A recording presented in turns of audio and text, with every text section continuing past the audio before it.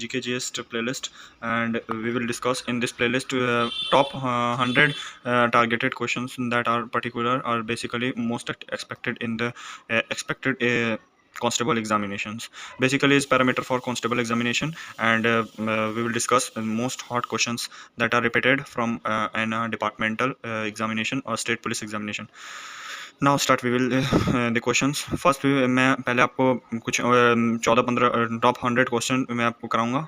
उसमें से 14-15 क्वेश्चन मैं आज कराने वाला हूं, जिसमें से मैं कुछ लिखा हूं उनको पहले कराऊंगा, उसके बाद फिर मैं बुक के कुछ क्वेश्चंस को मैं कराऊंगा। तो let's start with 14 questions. The first one is the value of power factor between 1 and 0 and 1। इसमें ऑप्शन आपको दिया रहेगा, पावर फैक्टर आपको निकालने आना चाहिए, उसका एक वैल्यू होता है, फॉर्मूला होता है, उसके ऊपर आता है। बेसिकली हम लोग इस पर ज़्यादा एक्सप्लेन नहीं करेंगे, बट हम आपको कुछ कुछ समझा के जाएंगे पॉइंट के साथ, जिसमें क्वेश्चन के साथ आपको कुछ समझ भी आए। नेक्स्ट वन इज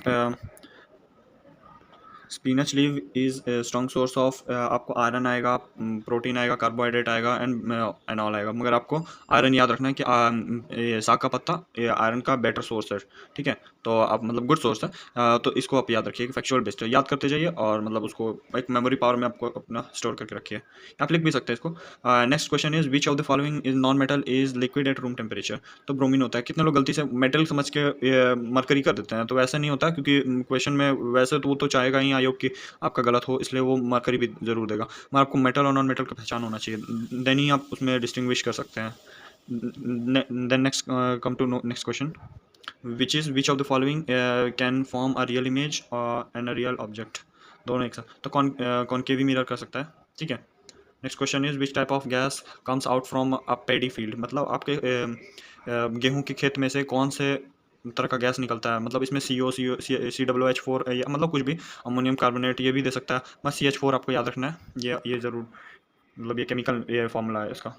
तो मशरूम इज़ मतलब क्या बोल रहा है, बैक्टीरिया है, फंगी है, वायरस है, क्या है? तो वो फंगी है, एक तरह का मशरूम। और नेक्स्ट क्वेश्चन है which physical quantity is measure of inertia. Inertia को कौन सी फिजिकल क्वांटिटी मेजर करती है? तो आंसर है mass. The trade name of sodium carbonate is क्या है? सोडियम ट्रेड नेम मतलब बाजारू नाम उसका, जो हम लोग मतलब कॉमन नेम में जानते हैं, जिसको हम लोग मतलब दैनिक दिनचर्या में यूज़ करते हैं, उस नाम से किस जान से जानते हैं? तो वॉशिंग सोडा। तो वॉशिंग आपको ये भी दिया रहेगा, वॉशिंग सोप दिया रहेगा, वॉशिंग सोडा दिया रहेगा, तो आपको वही करना है answer. Now come to the next question, ninth one, what is the normal temperature of a human body. आपको ऐसे पता है 27 डिग्री सेल्सियस है, मगर अगर जो फ़ारेनहाइट में पूछे तो आपको 98.4 डिग्री फ़ारेनहाइट बताना है, ठीक है। Next question, what is the normal pH value of human blood.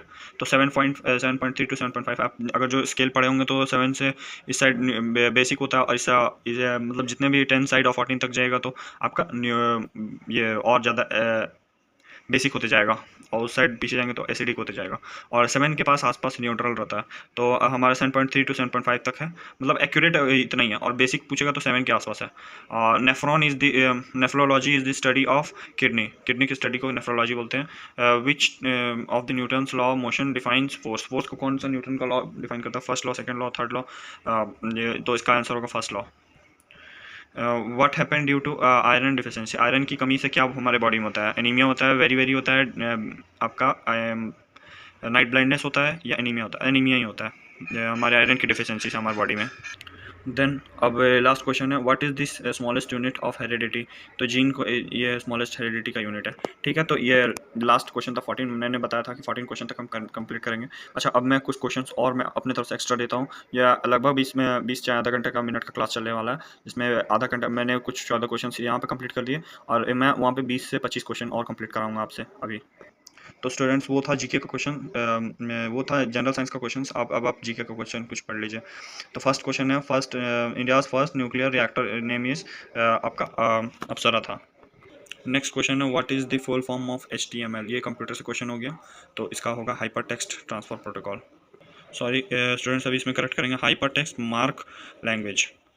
Next question है, what is the full form of IP address. IP address सारे डिवाइस में होता है, जिसका मतलब यूज़ किया जाता है लोकेशन को ट्रैक करने के लिए, जिसका फुल फॉर्म होगा internal protocol address, internet protocol address, ठीक है।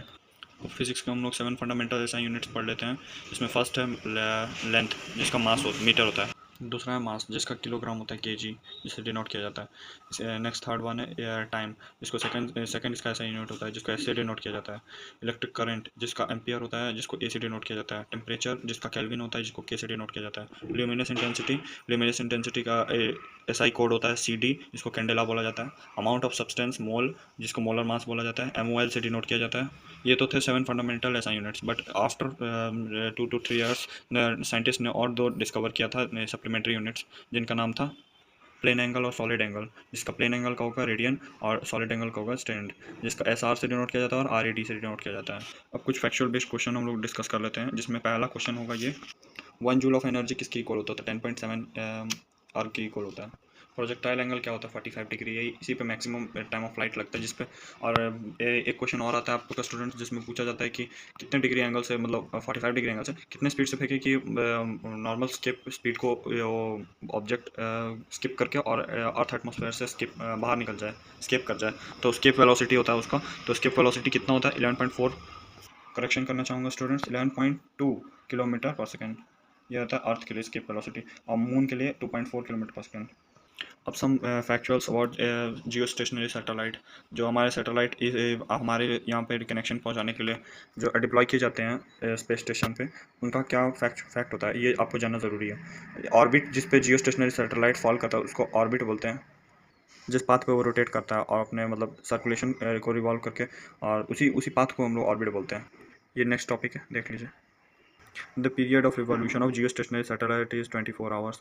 24 घंटे में जियो स्टेशनरी सैटेलाइट अपने परिक्रमा करता है अर्थ के इर्द गिर्द, और सारे नॉलेज इकट्ठा करता है। Value of g is increases for equator और टू पोल।